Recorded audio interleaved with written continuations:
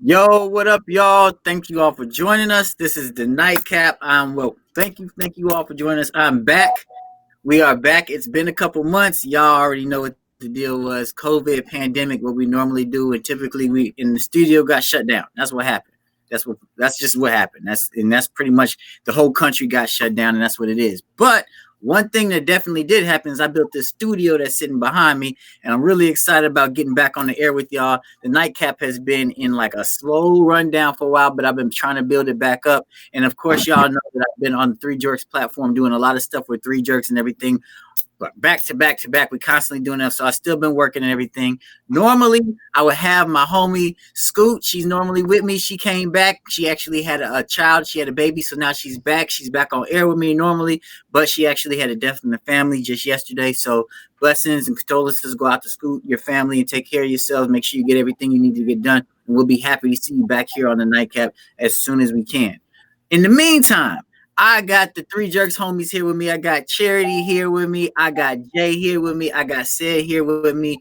And let me tell you what we're going to do from now on. So for the NiteKap, what we're going to do is we're going to change it a little bit. Normally we play music because we're on the radio. We're on the edge on air.com, but we're not on the edge. We're actually right here on the Three Jerks platform right now. So I'm not going to eliminate the music portion. I'm going to continue to play videos from these up and coming artists because a lot of artists don't necessarily have the money from labels to have to supply for their videos. So they've been paying for these videos out of pocket and they just post them on YouTube. I'm giving them the opportunity to show their videos and put their money forward so that I can give them some free publicity here on the NiteKap. So those of you all out there who got new music and you got videos for it, send them to me, send them to the NiteKap, and I will definitely play them for you so y'all can get the exposure that you all want, all right? So maybe we'll play a couple videos here and there. We'll definitely have our normal segments, our entertainment segment. We'll definitely have our retro rundown segment as well, like we normally do. But today is a little something different. It's a special edition only because of all the social media stuff that's been happening with the systemic racism that's going on in our country and everything that's going on right there. And I wanted to bring the Three Jerks on here because we have definitely been dying to talk about it. However, we've been going back and forth on what we want to do with the platform.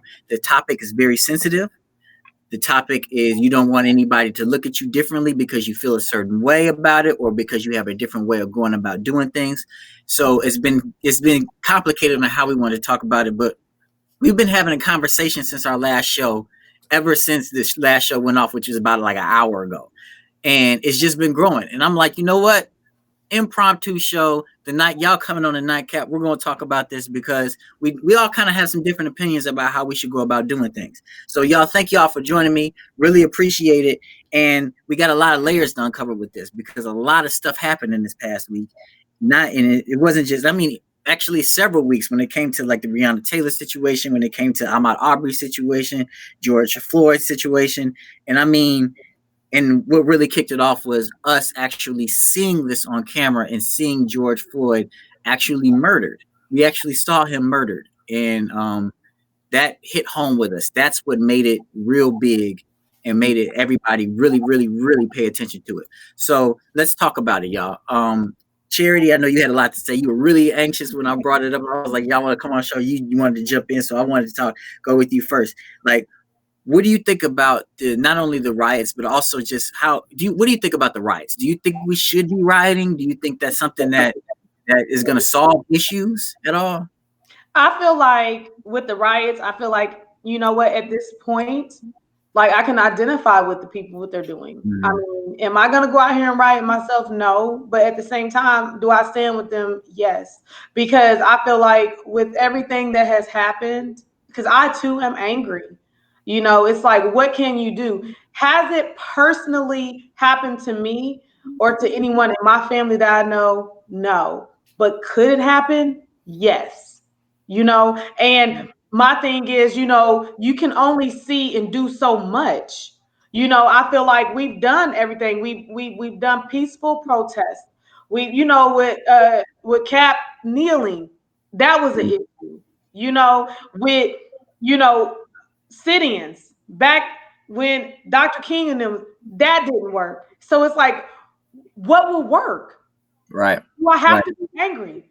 You know, and then they're so quick to say, call us animals and call us whatever, but it's like you guys aren't listening. You're Right. not listening. This is the only way you're going to listen.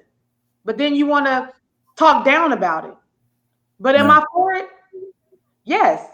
I have to be, because it's like who's going to change it? We need to change the narrative. Who's going to change it? And if this is the only way we can get that narrative changed, so be it.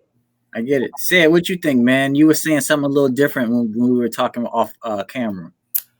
Well, as far as the rise, I mean, I I understand what's going on, but I don't like what's going on because I don't like the fact that he got killed. I mean, let's get that straightened out or whatever. But as far as the riot and stuff, I mean, it's kind of hard. I hate to see the neighborhood and the people out there like that, because it's capable. So other people capable. It's capable of getting somebody else killed in this whole riot thing. You know what I'm saying? So I understand the pain, because if you're not black going and you don't feel pain, something's really wrong. You know what I'm saying? But my idea of it, the riots and stuff like that, I thought this was going to happen like years ago. You know what I'm saying? Right. With the Trayvon Martin thing. You know, I thought it was going to happen years ago when Zimmerman got off.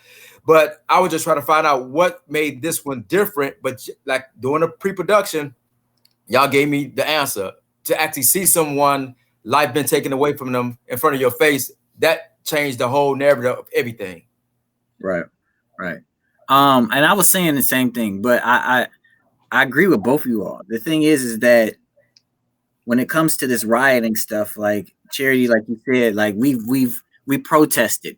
We've rioted before. Back in the 90s in Los Angeles, we rioted. That was one of the biggest riots we've ever seen in our lives with Rodney King. And then we've been rioting. We've been marching to bring the awareness to let somebody finally say something about us to it. I mean, say something and help us with the situation. And like you said with Martin Luther King, we've had our leaders assassinated. You know, so what else do you expect us to do? So I feel I'm like, what else is it that we need? We should destroy we need to destroy the businesses and destroy the economy in order for you all to for us to actually get through to you all and destroy your money and actually for us to get through to you all and let us know what it is. But at the same time, said, I agree with Sid, because the thing is that there's rioting and things going on right here. And right now, I don't live in, I'm about 45 minutes outside of Chicago. And like, even though I'm not in a big city, I'm in a suburb where it's predominantly white. And what I'm doing is I run all the time. And now that if you see me outside running, but you see all these other people that are my color, my skin color outside riding right now, it's going to bring more attention to myself. And now more people are going to be like, oh, what are you doing? You know, they stop me because what are you out here doing? Or maybe I'm walking and I'm close to a store and I got my mask on, because we still got to wear masks out here. And I got a bandana on, and now they're asking me questions, or they're looking at me differently because of what's going on with the riots that's going on in here. And now I have people coming up to me in Target more frequently than normal, asking, "Can I help you? What are you looking for?" And the thing is I'm like, I'm in here shopping just like everybody else. Why am I getting extra attention because I'm black? You know, I'm not rioting. I'm not stealing anything. I'm not going to start anything at all in that situation. And I don't want to be running around my neighborhood exercising, and then I'm the next Ahmaud Arbery because somebody feels like I'm a threat to somebody else because of what they're doing in Minneapolis or some of that nature. John, you had another thing. You mentioned something that was actually really interesting when it came to burning down Target and things like that. There was something that you mentioned of what happens with the money and where it goes. Can you explain that to everybody? So what I explain is when you have these big, like Target is a $1 billion corporation, and I know I saw a comment that said that we're going to hit their pockets, and these $1 billion corporations do have insurance. They're in the black community. A lot of these places or employ a lot of black people. Target, all these big name stores, restaurants, they pay almost millions in taxes a year. When these places get burned down, that money they're paying for taxes, when they get their insurance and rebuild and take their stuff elsewhere, what you got left over in these burnt lots that people don't see. You see about 5 to 6 million in property taxes nobody's not paying no more. So that money is not going to be dead money that'll go nowhere. So the $5 to $6 million will come from the cuts the mayor has to make, or whatever they do in the local government. What it's going to do is going to subsequently be on the taxpayers' property taxes. They're going to fit that bill. So what it does is it increase homeowners' taxes, other business in the area taxes. So what happens when a business gets an increase in taxes and they don't want to pay it, they normally look elsewhere for their business. So what you see is a lot of vacant places. If you look at the Chicago areas and the suburbs, look at places like even South suburbs in general. I'm not gonna name nowhere specific, but a lot of places, business that pick up and they left Illinois to either go to Texas, where there's no state income taxes, or Indiana, because the taxes are too high. In Minneapolis, the same thing. You got 4 or 5 million, maybe $6, maybe $7 million in dead money taxes that has to go somewhere. Who's going to pay that bill? You're in the black area, black neighborhood, your homeowners, and even people who rent. Because the people who own these buildings, they're not going to just take the foot at that increased property taxes. They're going to put it on the renters. And that's stuff that when I see the riots and I'm like, damaging property, people like, yeah, I feel the anger. I know it needs to, but at the same time, like Killer Mike said in his interview, you got to think, because it's going to, when the smoke clears and everything settles, what's next? What's next is we're going to have some increased property taxes. They ain't going to talk about it in the media, but that's kind of like a common sense thing. Somebody's got to foot that bill. Yeah. And somebody actually said, well, Target still stands with us, but here's the thing. And when it just goes on top of what John said, my parents live in the south suburbs of Chicago, which is about 30 minutes outside of it. And they live in a predominantly black neighborhood. And that neighborhood has actually been what they consider a food desert for years, because they have to drive to other cities and just to purchase groceries and things like that. And they're actually taking the dollars that are in their neighborhood and driving to other cities in order to pay for groceries and the typical stuff. The only thing that they normally really have in that town is like a gas station, an AutoZone, and other things like that. But you're paying and the gas prices are high there. So you're paying a large amount of gas to drive to another city so that you can spend your dollars there. And that's what's happening. The reason why that is because of what John was talking about. The rent for stores is extremely high in this neighborhood. And that's why they don't have a lot of stores that do well. They're constantly closing down. They just built a Walmart out there maybe about 10 years ago, if that. And that's right on the outskirts of the town. And so they're like, that's all they have is Walmart. You can go up and down. I think the whole town is about, I want to say 5 miles long. It used to be all types of stuff in there. Venture, they had a Target, I believe, at one point. They had other things, and now everything is gone. You got black-owned businesses that are trying to make it there, and they can't because the rent is too high for the town. And that's stemming from these situations that are happening in these other towns. What's up, John? You said you had something to say. Yeah, that towns, I know what town you're talking about. I'm gonna use that example. Just those businesses that were there before, it used to be lower property taxes. When those companies picked up and moved, so now I was looking for a home in that area. You can get a nice house for $225,000, but property taxes was $17,000, and that's what places like Minneapolis face when these companies pick up and move. Then property tax is not going to increase a little bit; it's going to increase a lot because the mayor's not taking a pay cut, these politicians not taking a pay cut. We're going to take the pay increase with the property taxes. So that place you're talking about, when you a nice house, but you got to pay $18,000 in property taxes. That's insane. But that's because those big businesses went up and left. People say, yeah, Target's going to survive. Yeah, they are. They're going to survive by taking their company and putting it elsewhere. So they want to paying high insurance and fear of another riot and get destroyed. That's the issue that we don't think about. Right. And I know there was one guy, because he had and I can't remember his name, and I wish I would have looked at it, but it was, I was looking at a whole lot of stuff yesterday, and he actually had his business burnt down. But he actually made a statement, and he said, you know what, because I get it and I understand the rage. And he said, so am I mad that it happened? No. He said, I'm not mad it happened. He said, because people are angry. And he said, but I know, I have insurance. He said, thankfully I have insurance on my property. He said, and he does intend to try to rebuild his restaurant. But at this point, he said I stand with the majority because I understand the anger. Mm-hmm. And then that's So my thing. Do I feel like the riot? It's like a catch-22. Is it wrong? Yeah, but at the same time, it's like when are you gonna understand? right. What can we do? It's been decades, and we still haven't come up with a solution on how to stop this or even bring awareness to it. Another thing I wanted to talk about is Derek Chauvin. He is actually the officer that was charged with third-degree murder for the murder of George Floyd. Do you all think that that's enough?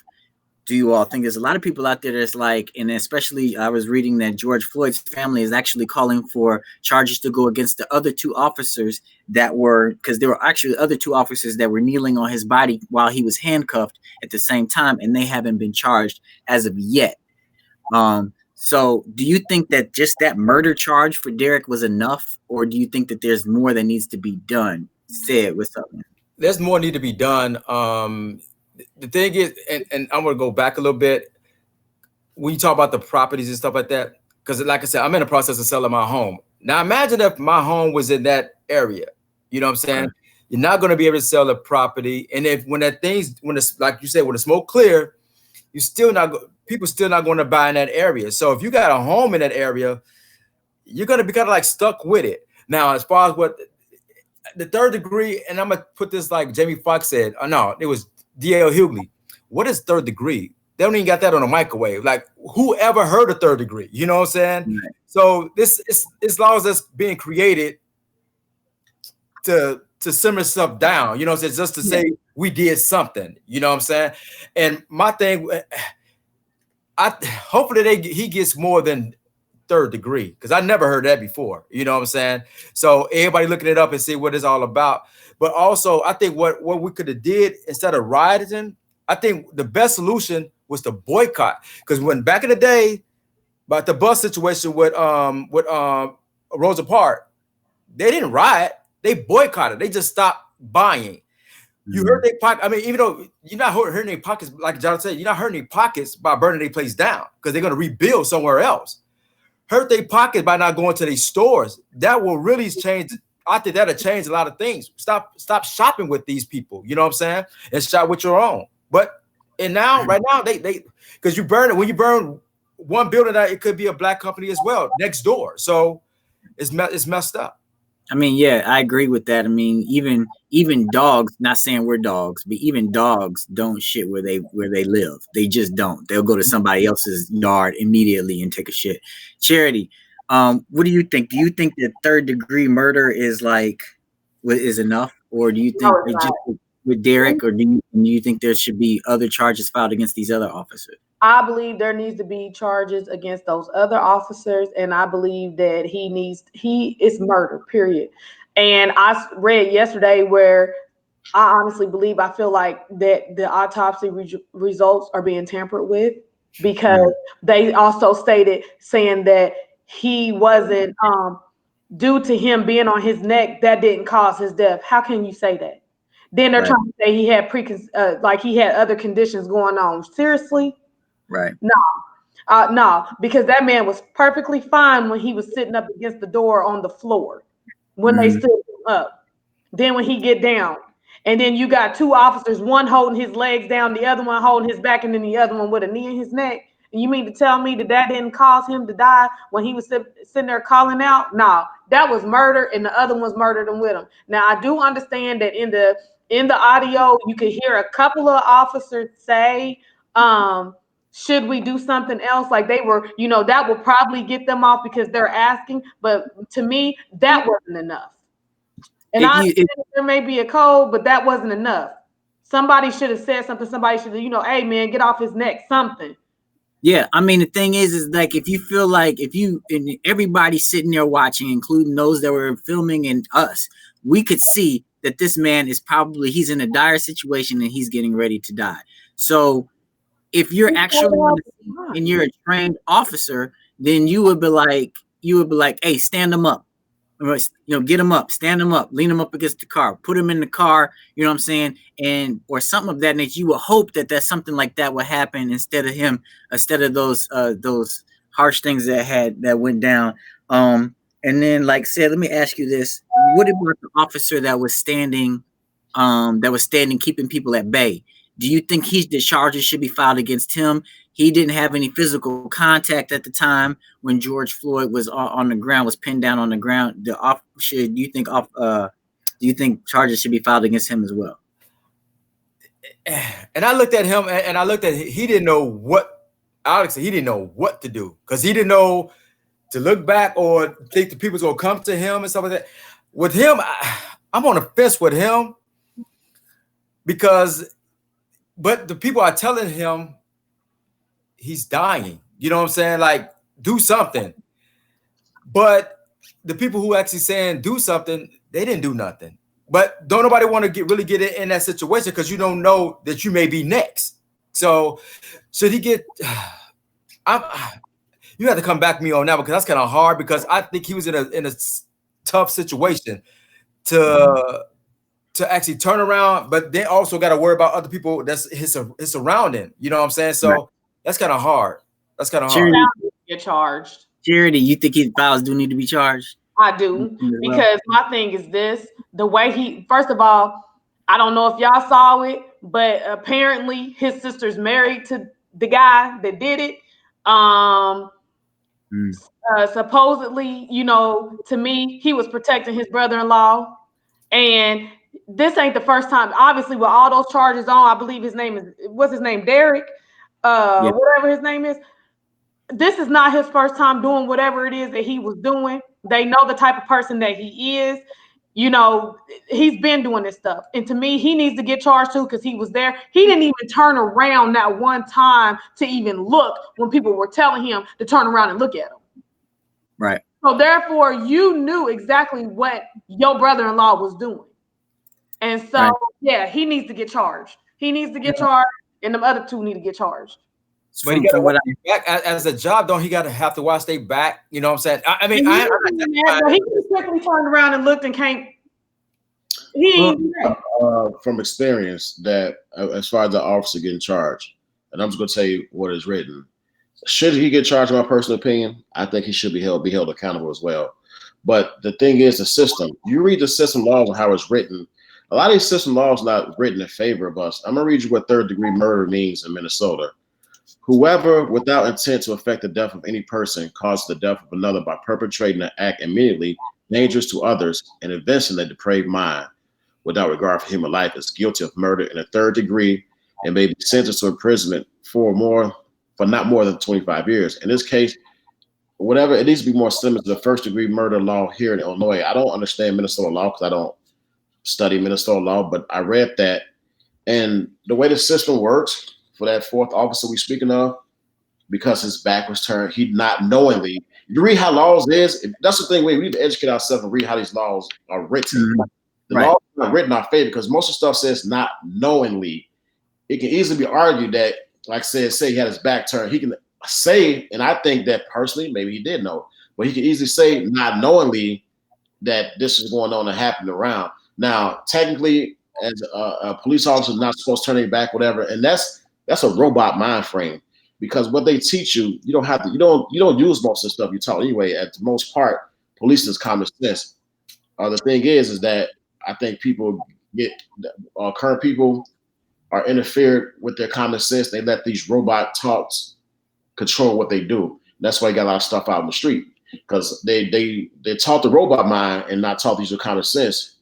A person like me personally, I choose to use common sense at all times. I think it's the best way you can do to get things done. Use your common sense. And that officer there that had his back turned, at some point, you do have to turn around, whether you glance and see what the hell is going on, and to keep people behind. Those people that was right there were not violent.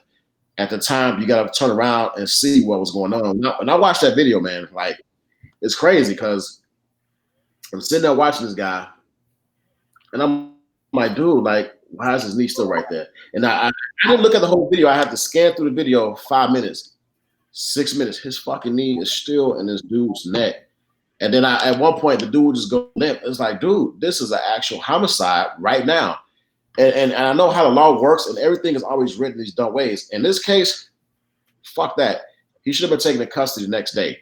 And I think that the fact that the people protested and they had to fucking do a little damage, and I hate it had to go that way, they kind of forced their hand into bringing a charge early, because if there were no camera phones or none of the stuff like that recorded this would have been prolonged, just like the case in Georgia, with the kid that was running. It would have been a case like that where they put charges 2 months later, 3 months later, until the thing get out. So I do give props to the person who was recording. I wish somebody outside a police uniform would at least push the dude over or something to save the life, because autopsy right now, it's a bullshit. As you can see, autopsy is a bullshit with the current pandemic, but that's another story. But I knew before they did an autopsy that it was going to come down this. I think you said they're going to say it was COVID-19. Yeah. Or something like that. So they indirectly said it was COVID. He had problems before.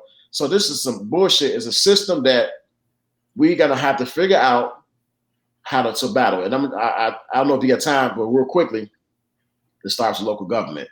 Let's look at Killer Mike there. He tells you everything. Local government. The thing is, a local government in which I have knowledge of, you have a population of 35 to 40,000 people. Guess how many people vote for your local aldermen and mayors and everything? 2,000 goddamn people. But then you got people want to sit out here and fucking cause ruckus and burn your shit.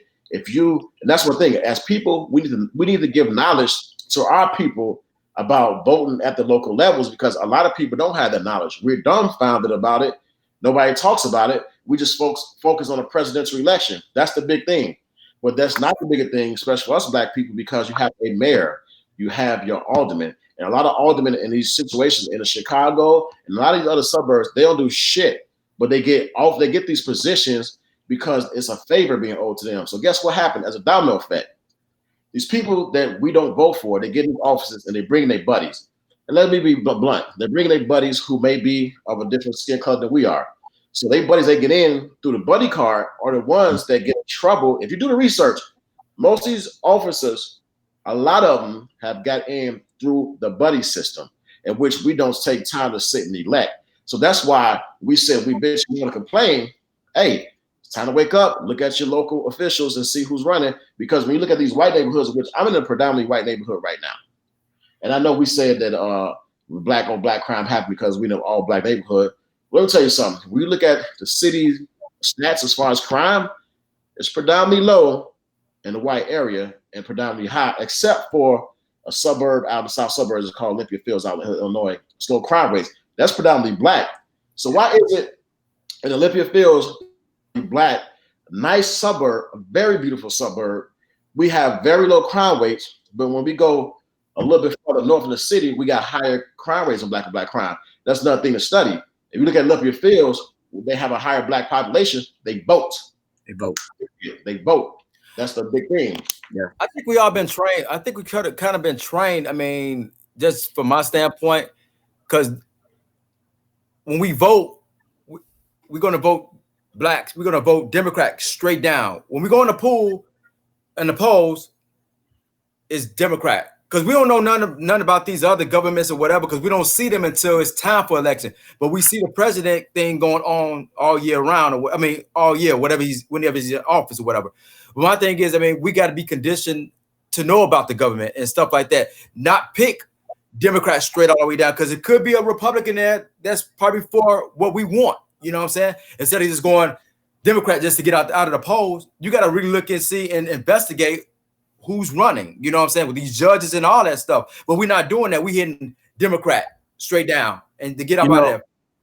Yeah, and I'm glad, John, you unpacked a ton when you just made those comments, a ton of stuff. And especially when you talked about how the things are going, if this officer, and while we were writing, if this officer had been charged immediately when he was put on suspension for his act, it might have kept them from riding, or it might have just provoked a walk instead of riding, because we see that there are some consequences that are being done. Some action is being taken at that particular point. Then again, you unpack something else when you said, when you talked about us voting for our aldermen and our mayors, the lower level officials.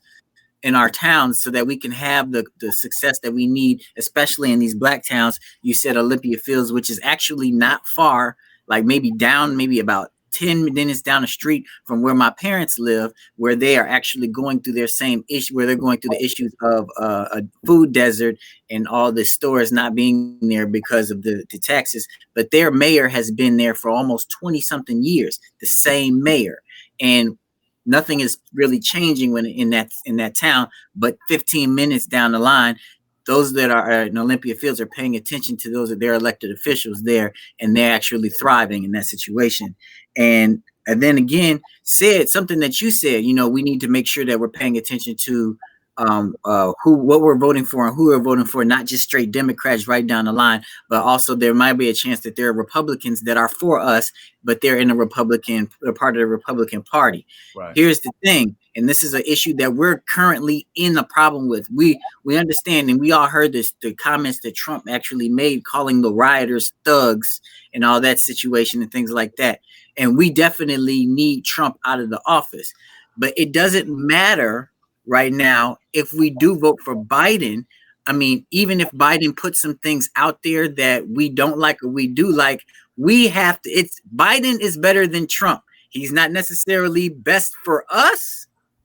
And he said that behind his words when he had the conversation with Charlemagne. He was like, if you don't vote for me, you're not black. Point blank period is he was right in that, because if you black, it's kind of like, why are you voting for Trump? It's kind of like that. He is not for us at all. We're thugs. He's made several comments on Twitter throughout his presidency where he's referred to us as different things, and he's said blatantly that he doesn't care about us. He's throwing paper towels at people that were in need of things like that. He's actually been completely blatant with this, and he's letting us know where he stands when it comes to what we need in our affections. But we have Biden, who is just the alternative, but at the same time, we're like, that's it. We can't do that's all you know what I mean? That's it. We're like, so it's a double-edged sword in this situation. You know what I mean? But yeah, John, you unpacked a lot when you said that. And I want to keep going with you on this question. Just this past week, we'll move away from George Floyd just for a second. We'll come right back to it. But there was a situation that happened actually in New York, in New York Central Park, where a woman was walking her dog and she let him off the leash. Her name is Amy Cooper. She let her dogs off the leash, and there was a bird watcher. His name was Christian Cooper, and he's asking her to put her dog back on the leash. He was in Central Park watching birds, and she immediately went off the handle, and she's like, you're threatening me. And he asked her to back away from her while he's videotaping her. And she said, I'm calling the police and letting them know that you're harassing me. She calls the police while she's on camera. She's like, oh, there's a black man. He's here. He's harassing me and my dog, knowing the repercussions that come from that, even stating that this is a black man. So in this situation, and it kind of flows right into the George Floyd situation, she is actually weaponizing the police. And so, John, I kind of want to ask you, and then I'm going right to you, Charity, because you had your hand up for a second. I want to ask you, like, in that situation, what do you think of Amy Cooper's actions weaponizing the police in that situation? Like, man, that is some of the records. That's what you call taking advantage of white privilege. She weaponized the police because she figured that police automatically is going to be on their side, because if you turn the tables a little bit, and it was the guy with that dog, and he was asking her to put it up, and he called the police. The response, it would have been a different response period altogether if he walked over her and she was calling police and saying this black man's walking up on me. Vice versa, she walked up on him. He did what he did. It hurt to use the weaponized police. It could have been a situation where another George Floyd. It could have ended up in a situation, because what she said, the threat she made was disgusting, was fucking low down, and there are people that live like that in this world. To how you about that, the way he handled that situation, the way it's put out, it's perfect. It makes her like a complete asshole. I think it got her fired, right, from her job. Yeah, she actually got fired from her job. Franklin Templeton. I thought Yes. Okay. The way that was handled, the way he handled the situation was perfect. Because sometimes when you, I'm not saying don't act out of rage, because sometimes you gotta let people know how it is. But in that particular situation, it was to his advantage to act the way he did. You gotta think with the mind first, and that's a good example because it fucked up over in the end. And she should have been charged with filing I forgot, disorderly conduct, and they should have called in Illinois. You should have been arrested for disorderly conduct because you're taking away police services that can be put in other places, and for a situation in which could have turned very ugly. At some point with her, Amy Cooper, she should be charged with disorderly conduct for the bullshit she done. Because if she was a black Amy Cooper, then charges would have been brought against her. So I think in this situation, we don't talk about that. We talk about the situation, but we need to talk about Amy Cooper some more. She should be charged, period, with something, because that could have turned ugly. Right. Sherry, what do you have to say about that? I wanted to, because that right there, I feel like she, first of all, with this whole situation that happened with Mr. Floyd, kind of overshadowed what she did, but I made sure to keep putting that on my page because that made me so hot. First of all, I want to correct. She didn't say harass. She said attack. Attack. She Okay. used the word attack. She straight told that man to his face, I'm going to call the police and tell them that you're attacking me. And then she did just that by also being dramatized, as if this man, if you were on the phone, you would think he was walking up to her, approaching her, and about to do something just deadly to her. And then the way she was choking her dog and the dog up her, you would have thought that was him doing that to her dog. Agreed. And so I was really highly upset. That's why I kept putting it on my page about what she did, because that also shouldn't be overshadowed. Because what that tells me is there are, and don't get me wrong, I love all of my other nationality brothers and sisters. And for those who are understanding, I feel like with this situation, with Mr. Floyd's situation, it is actually waking them up to see, because now I'm starting to see more of our other brothers and sisters putting on their Black Lives Matters. Now they understand what Black Lives Matter mean with these two situations. Because for her to simply say that I'm going to call the police and tell them that you're attacking me, that lets them know that, okay, I can use it to my advantage. I see what's going on. I'm not acknowledging it, but I'm going to use it for my advantage. And that's what I saw with that. And I feel like that was really wrong for her to do. But I was so proud of him, because this is where the camera phones with Mr. Floyd and his situation needed to be there. Because if they weren't, it could have been a whole total situation. Yes. Yeah, agree. She used the word attack, and I wanted to correct that because she said attack, not harass. Harassment and attacking are two different things. And honestly, but then let me ask you this question, and I'll start with this. Let me ask you: do you think that the fact that Christian Cooper bringing out his cell phone and filming her is what caused her to go off the rails that way? Mm-hmm. Yeah, I think it did, because she actually. Because she knew what was going to happen, you know what I'm saying? Because she knew it was going to be on social media. So nobody wants to be on social media when they in the wrong, period. My thing is with that situation, should he had told her about the leash? He had to. No, he had to. Because he had to, but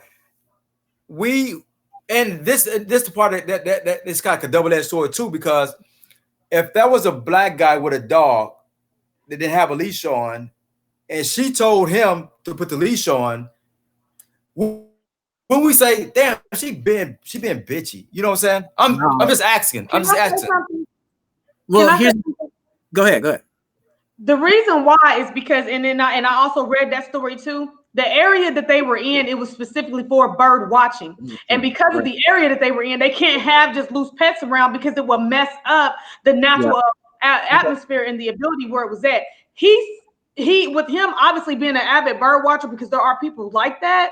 All he did was ask her simply, and what I feel like was she felt like, how you gonna tell me what to do, you black man? Because I'm almost for certain that if it was another type of person that sit there and asked her that, would she have responded that way? It was almost like a how dare you. Mm-hmm. That's Yeah, what and I get it. I get it. I was just throwing that out there because I know some people probably say, "Well, blah blah blah blah," try to flip the script or whatever. But yeah, she made it seem like he was about to attack her like right then and there. You know what I'm saying? Not even paying attention to the dog that she was choking or whatever. They took the dog as well. The dog ain't with her no more You leader. know, they took the dog. They took the dog. Yeah, they need to take that dog because she was about to kill that dog. Yeah. And like Charity said, there was a whole other section that she could take the dog to on the other side of the park that allows them, they could run free and everything. In that particular area, he was actually bird watching. He was in his hobby, and it really destroys the whole matter. Having a dog over there, an animal over there, period, destroys the whole situation. I don't even think he told her to take the dog somewhere else. He just said, "Can you put him on a leash?" So he did. They said he did. They say he told her there's a place over. He told her there's a place somewhere not too far. She said she responded back with some bull crap though. Initially, he just said, "Can you put your dog on a leash?" He didn't necessarily tell her to take it somewhere else. But after she started having issues with him, that's when he said, "You can take your dog off a leash on another part of the park that's designated for that."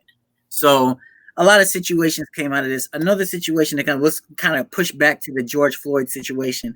After just this past Friday, which was actually yesterday morning, after the riots kind of died down, the National Guard, the state police was brought in from in Minneapolis. There was a CNN reporter. His name is Oliver Jimenez. He was there as well, and he was actually filming He was there during the riots at night when they were filming, and the police precinct was burned down, and a lot of other companies were burned down. But he actually stayed there on the premises and on the scene like he was supposed to do, doing his job all the way through the night into the morning. And early Friday morning, while he was there, the state police ended up surrounding him after I think a girl kind of ran out of a situation. You saw on camera. She ran out of something, and the state police went and arrested her. But they surrounded him and his camera crew after he had been there all night. And while they were live on CNN, not sure if the state police understood what was going on. While they were live, arrested him for being there. He showed his credentials. At the same time, he was being very professional, said, we are out of the way where you all wanted us to be. We can go wherever you want us to go. Just let us know where you want us to go. You hear him on camera saying this. The camera turns back to him. He has his credentials in his hand. He's letting everybody know all four of us are together. We're a team. We're one in this group. And they placed every single one of them under arrest. Meanwhile, just on another block, not too far from him, there's another CNN crew who is actually, and Oliver Jimenez, by the way, identifies as Black and Hispanic. Another CNN crew who's been anchored as a white man. He's actually been and said this. He's been told to go to a designated area. He's there. He's pushing the limits a little bit, stepping beyond the border a little bit. And they're just telling him, state police tell him, you need to get back. You need to get back. And he gets back, but then he'll eventually try to press the issue. He said he was treated completely different than how Oliver Jimenez was treated in that situation. And Charity, you've been nodding your head about this because clearly you saw the situation. I want to ask you, do you think that Oliver was treated differently because of his skin color? Do you think that's why he was arrested, or what do you think? In my opinion, this is where I feel like that's why I feel like, especially with we as a people, all of us, Black, white, Indian, Asian, whoever here in the United States, I felt like that was an agenda. Because why would you openly arrest this Afro Latina online, live on TV, and the rest of his crew? But then you show favoritism towards this Caucasian man. Y'all trying to help that divide. Y'all are trying to make it a situation. And for them to do that, considering what's going on and what they were televising, and you gonna do that on TV? Heck yeah, they did that on purpose. They did that on purpose. They did that on purpose, and they wanted outrage again. They want rioting again. So now it's like, okay, people, all of us, we need to get together because this is what they're trying to do. Because they're really pushing the race card. They're really pushing that agenda to me, in my opinion. And so it's principles and principalities. Yeah. It's them against us. And it's like, what we gonna do to stick together? I felt like it was an agenda. I felt like they did it on purpose, and they're trying to create that more socially racial divide. And that's how I feel. John, did you or said see any of that? I didn't. I read about it. I think I talked to Charity yesterday. She day for yesterday. It was yesterday. She told me about it. Now I had looked into it. What people got to understand is that in this country, Black people are not the only people being disrespected and treated like that. Hispanics are still in cages at the border, separated from their families. Just because they're not put on TV doesn't mean it's not happening. And Hispanic people are getting treated like the Nazis did the Jews back in the days, except they're killing them indirectly. They've been put in these cages, no food, pretty much shitting and pissing in these cages and living their own like urine. It's not on TV, so people not talking about it. That's how the media controls what's put out. Now, in that incident, oh yes, it was man, it's obvious what happened. You know, he get arrested, but for what? What was he arrested for? You said you put the handcuffs on him, but what did he do? But let me tell you this too. One of y'all mentioned National Guard. So if let's rewind the National Guard a little bit. Let's rewind time a little bit to the pandemic when they was threatened about putting out the National Guard out for people not following the stay-at-home orders. They want to do that. They're trying to find the right way to do that. So you can't do it in the pandemic because, like I said, it's another story. It's not what it's made out to be. So now we go to this situation of George Floyd. You got people rioting and tearing shit up. So now we're gonna put the National Guard starting in Minnesota. We're gonna say 2,000 more troops. That's what they want to do. And if you people out here, what you gotta think, if you think your rights not being respected today, the National Guard is not gonna respect your shit neither. Because think about it, these guys are put here to restore order. A lot of people that are soldiers and in the military are taught and trained to do what they do. It has nothing to do with dealing with the community, saying hi to somebody or waving your hand or stuff like that. It has nothing to do with it. So they wanted to excuse to deploy this National Guard. And the longer we keep tearing up our neighborhoods and doing what we're doing, it's more than an excuse to take away some of our freedom that we think that we have. Because we actually control by Black, brown people, Hispanics, we actually controlled by laws that's written on paper. We just talked about earlier where this person was white privilege. Some laws don't apply to him unless we apply pressure for the same laws that apply to us that apply to them. Look at the officer that killed George Floyd. That's clearly a homicide. So if you got this on camera, and I'm gonna use this hypothetically speaking, me and you, Jamar, if I got my neck and somebody's recording it and we're two regular civilians out there just fighting, I'm gonna get arrested right away. I'm gonna be questioned and subsequently charged. The same thing that happened in that video was recorded. It was homicide. I know if I looked at it, you have to investigate it, but it should have been charged, pending, whatever, just like it applies to anybody else. It shouldn't take 2 days or suspended or whatever. Oh, no. That's why, like you said, Jamar, earlier, if that charge would have came up a little bit sooner when he was suspended, it probably would have prevented a lot of this. So now they're taking us in circles and everything. It's like, when will it end?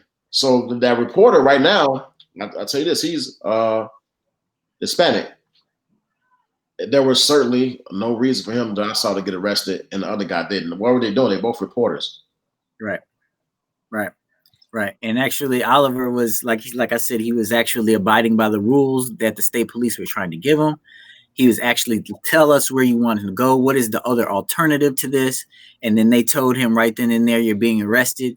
He actually put the microphone closer to him. He's like, excuse me. And he said, you're being arrested. Then he said, what for? And that's when they took the mic out of his hand. As additional after that, while he was being arrested, the producer came and got the mic, and the cameraman came and got the mic. They started talking about what was happening. He said, I'm probably getting ready to be arrested too. He said, and he asked again, what did we be arrested for? I believe it was asked 3 or 4 times, and they never responded to the question. That even though that did happen, the governor of Minneapolis took quick action on that, said that should have never happened. This was actually the day before. I mean, actually the same night. Quick action with that. Yep, said that he puts full responsibility on them, on himself.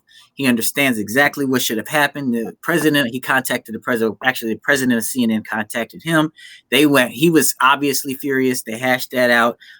They were not charged with anything. They were let go right then and there. But he said that simply should not have happened, and actually they were there to the media has a right to be there to film what's going on and everything. So I applaud the governor of Minnesota for actually taking quick action on that one as well.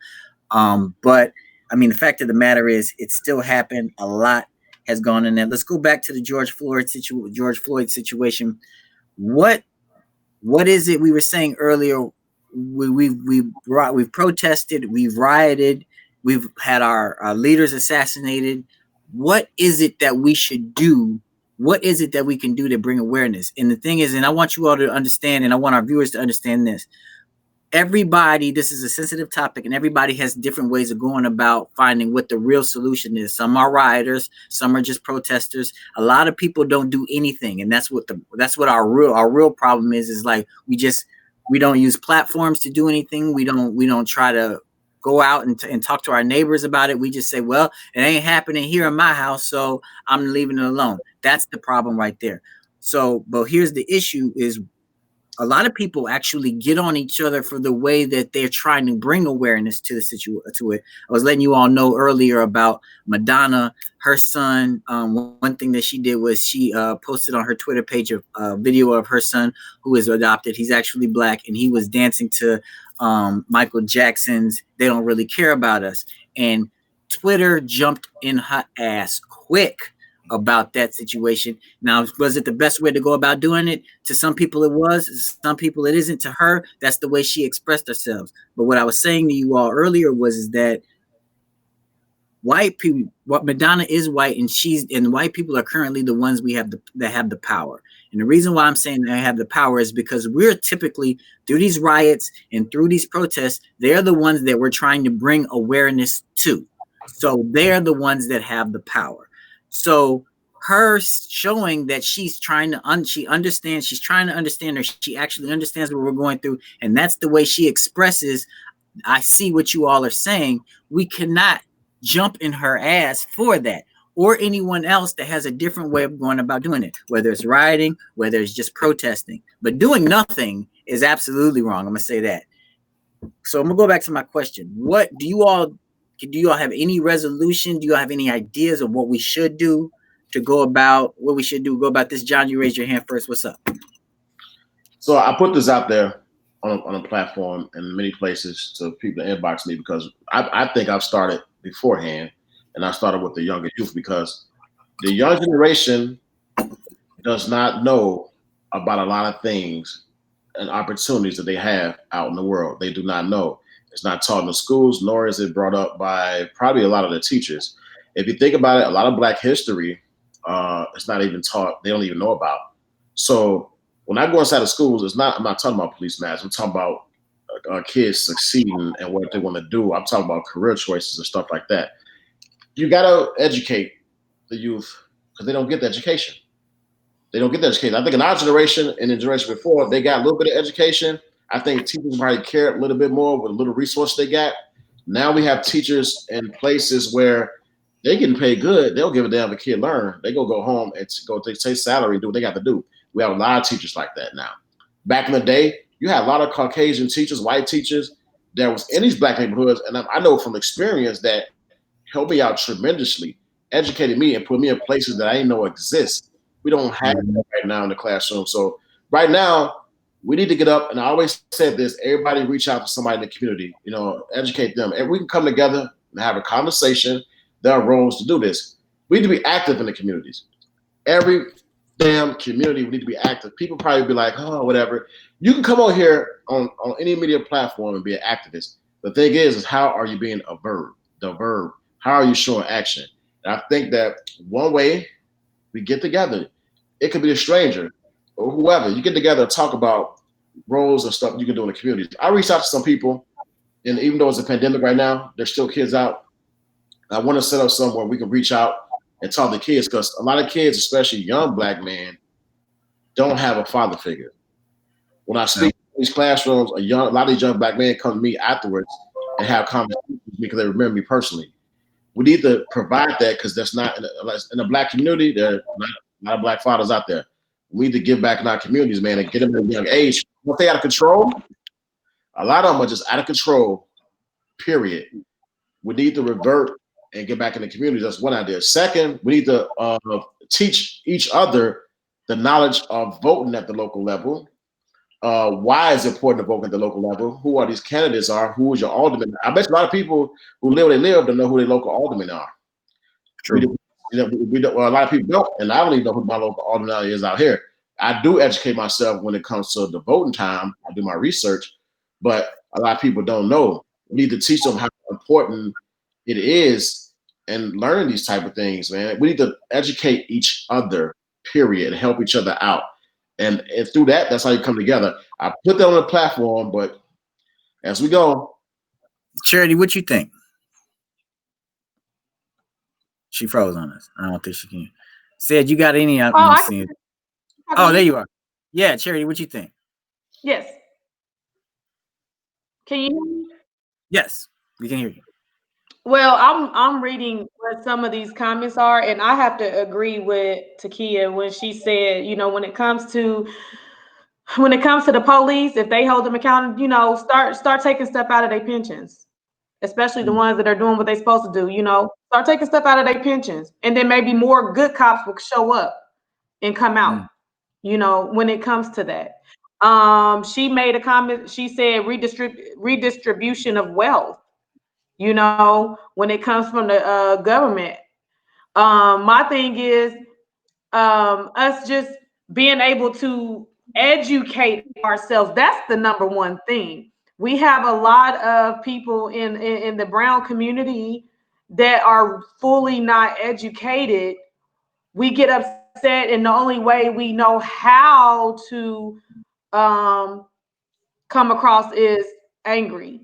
But educating ourselves, learning how to control our emotions, but educating ourselves about these situations will actually really help, you know, and being able to come together and not pinpoint and pick. You made the comment about Madonna, and I shared a post on my page of a Caucasian man, and he told his story of because of the situation that happened. He saw two young black men being pulled over, handcuffed outside of their car, sitting down on the curb. He said he went and parked his car in another apartment complex, came back, walked around, and started videoing just so he can make sure they were okay. And when he did that, he said other people came with him. He said because he felt like it was his duty to police the police at that time, him being a Caucasian man. If we would have more of that, and they seen it, he said because he did that, he said those men was going through that. He said whatever they was looking for, they didn't find it. He said he had them out there for 10 minutes for no absolutely reason. But when they saw them across the street, let the boys go.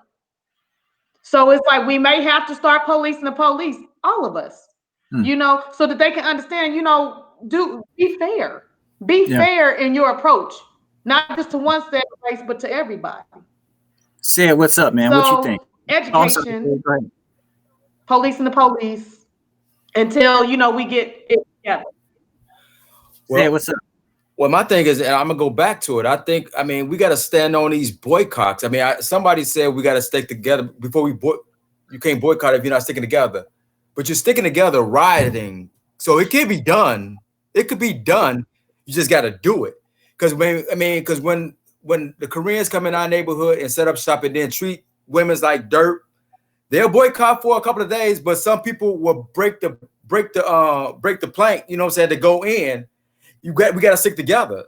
We can't just boycott for a couple of days, man. We just can't do it a couple of days. When stuff like this happen, you got to boycott, and somebody agree with me. We got to hit their pockets. Town and the stores is not hitting their pockets. We got insurance.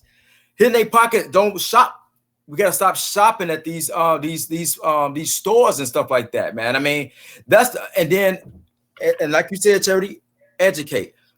When my son is 2 years old, I will hope and pray that he's getting into law. Know the law.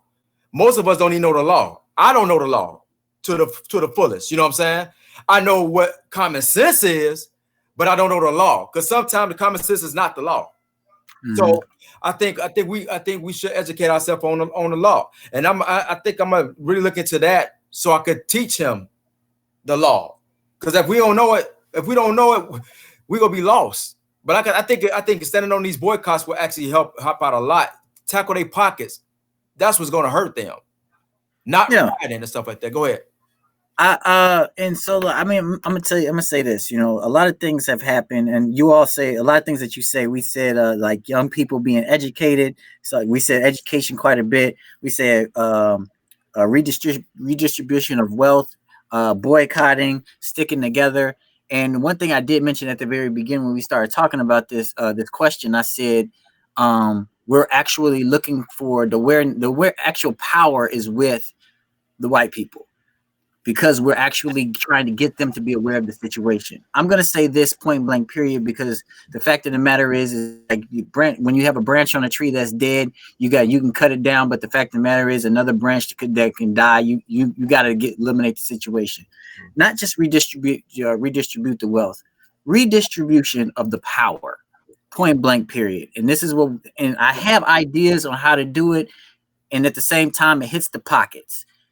We come together as a decent, as let's say a small amount of black people come together, and they create their own community. You could take one subdivision and hopefully it grows from there. We all get together, we buy the whole subdivision, a certain amount of people buy that whole subdivision. You move black people in there, in that subdivision, in that town, in that particular subdivision. You allow it to grow. You develop your own schools for your own children.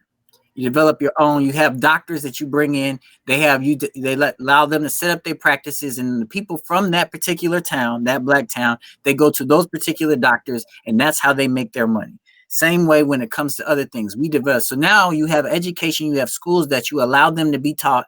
You teach your kids what you want them to learn and what should be learned. Then at the same time, you're developing an economy, because you have your own stores in this town. You have your own education system in the town. You have your own doctors in this town. So now your money is circulating through this. You grow your town. And I'm going to tell you this, because a lot of people do not pay attention to a lot of this stuff. And because I do a lot of reading.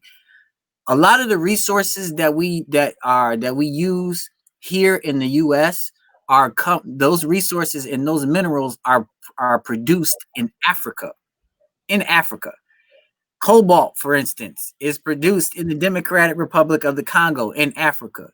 If we, as a people, go to Africa in some way and speak to the prime minister about what's happening, what we're trying to do, and we say if we're possible, could you distribute your actual minerals and the things that you do here through us before it hits the government, the American government, and then we supply those minerals from us through the government. Now you're hitting their pockets, because they're not getting those resources immediately from these tariffs and all these other things. They're actually coming through us. We are the tariffs, allowing us to develop our own government. At the same time, you develop your own military, because they're going to come after us with that. What's up, Charity? What's up? You said something, Charity. You had something to say. I do, because what you're saying, and Jay Henrock actually said it, and that was Black Wall Street, and it did happen at one time, but they burnt it down in Tulsa. And so it's like one of those things that does happen, because that is a fact. When we did try to do that, because money was coming through, and it was then that way, it got burnt down. But we have to. So one of the things I liked is what Tequila said. The Constitution needs to be changed. Oh yeah, it's built on white supremacy. It needs to be changed. Yeah, definitely. But they won't, right? Because they want to keep us at bay. So we have to, like I said, we take the power back. We redistribute the power to ourselves. We develop our own constitution to keep our community that we're trying to build from being burnt down. We have to develop our own military. Now, you mean to tell me that you can go and burn down a precinct, and you can burn down a whole community, and you can defend or react this way when it comes to George Floyd, but you're not willing to defend your own people or your own community, I'm gonna tell you this. This kind of throws me off when it comes to this. The reason why the precinct was able to be burnt down in Minneapolis was because the police weren't there. There was no police presence there. No police got hurt. You burnt down a whole precinct, and none of them got hurt. Most of them were outside of Derek Chauvin's house protecting him. A whole police force. You should have saw it. It was ridiculous. Whole police force standing outside his house protecting him from rioting. Now, let me add. Now I'm gonna pose this question to you three. How many of you all were actually scared when Obama got into office that he would be assassinated? But none of us stood outside the White House or anywhere to even try to make any type of protection around him. Yeah. You see what I'm saying? So if you finally got something that you want or that you value, we got Obama in office and we value this. A lot of people would say Barack Obama was the best president we ever had. Really? Well, what did you do to help protect him? Or even now? And even though he has the Secret Service and all that stuff. So I ask you this: when we create our community and we have our own government, now we're going to need a military. We're going to need people that are going to be ready to make sure that everything goes, that's not burnt down, and that we take care of it. I think that's something that they were missing back then when they had the Black Wall Street, is that they didn't have the military, they didn't have the mindset, but we have that now to make sure that this is not burnt down in the future. So interesting conversation, guys. Very interesting conversation. I really appreciate you all joining me on the NiteKap. It has been an hour, been a little over an hour, and I kind of want to leave this to an hour. So is there anything that you all want to add before we sign off or anything? My thing is, go ahead, John. Say it, John Charity. We'll go that way. But I just hope when the smoke clears, we got to figure out what's next. And like I said, I'm always gonna say about tackling my thing is tackling in the pockets. I mean, that's just my thing. That's gonna wake things up, and they go like, damn. I mean, because we spend money. Even through this whole thing that's going on since March. We spending money through Amazon. We find ways to spend money regardless of the fact. We find ways to spend money. So why we can't find ways to stop spending money and spend it with our own people? That's my thing. I'm gonna leave it at that. Right, John. What's up? Hey, first and foremost, I want to put out there my heart and prayers go out to Floyd and his family and friends, George Floyd, and those that protest, do it safe and peacefully. But I hope at some point, like we just had this conversation, I see a lot of people would, like in the group chat, it looked like people were pretty respectable doing the show as far as, how we respond to each other. Because if we could communicate like we communicate right now, how you doing the group chat, that's a start. That's a first start. That's a first start right there. So everything you mentioned about the military, about like your own community, because hey, big shout out to Marcus Hayden. He mentioned that buy 40 acres and just you got to have your area. If you think about it like this, I'm gonna leave it short. If you buy 40 acres and we put, let's say all black people buy, black, brown, whoever, people take care of their stuff. We communicate. We know each other. We communicate. If we could do that, you don't need the police to even come in your communities. If you think about it, police are only distributed in communities where there's high crime. Mm-hmm. You get black people on 40 acres and we ain't call the police, they don't even show up because they they on bullshit. Nope. Yep. Charity, anything you want to add before we sign off?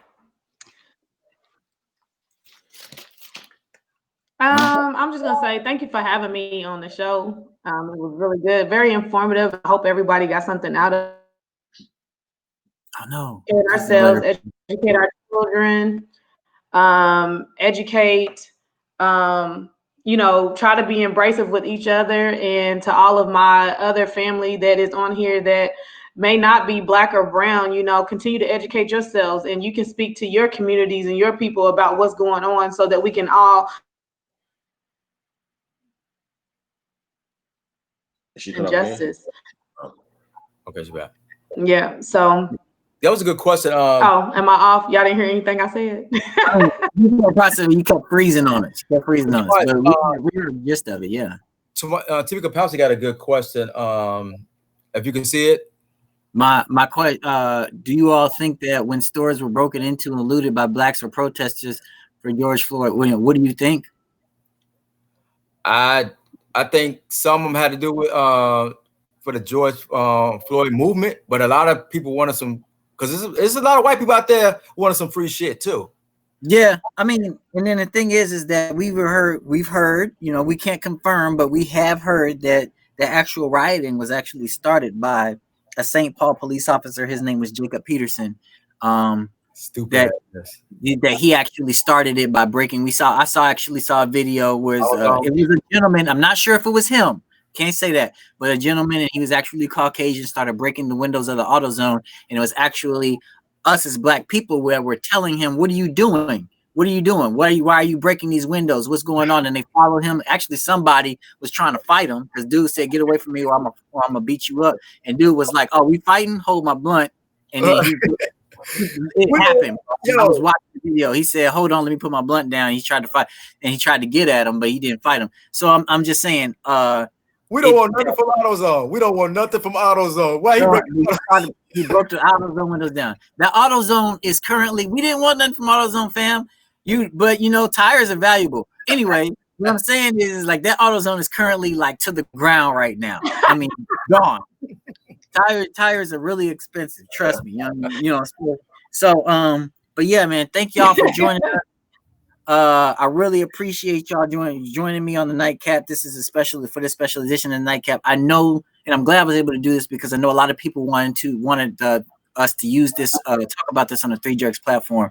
I know I wanted to, so and we got a lot of response about back from that. So I'm glad we were able to get a talk about this and do it respectfully as well. So people can definitely come back and tune into it when they need to, if they want to, and everything like that, because it is here, it's out here, it's live, and I'm glad we were able to do it with the NiteKap as well. Like I said, this is a special edition. Next week, my partner Scoot will be here, so she'll be helping us out. I'll be playing music videos for these up and coming artists. I'm really excited about that. It'll go back to the NiteKap, will go back to its normal platform as well. So, but it'll definitely be shared on the Three Jerks platform as well, because I'm a jerk. I'm gonna be a jerk for life. So I love being and doing this. So thank y'all for joining me. It's been real. If you want to talk more about it, we definitely can. Hit us up offline. We still got more opinions. It ain't going away. Point blank period. It ain't going away. All right. So y'all stay true, stay loose, stay safe, and let's redistribute the power. All right. Later. Shout out.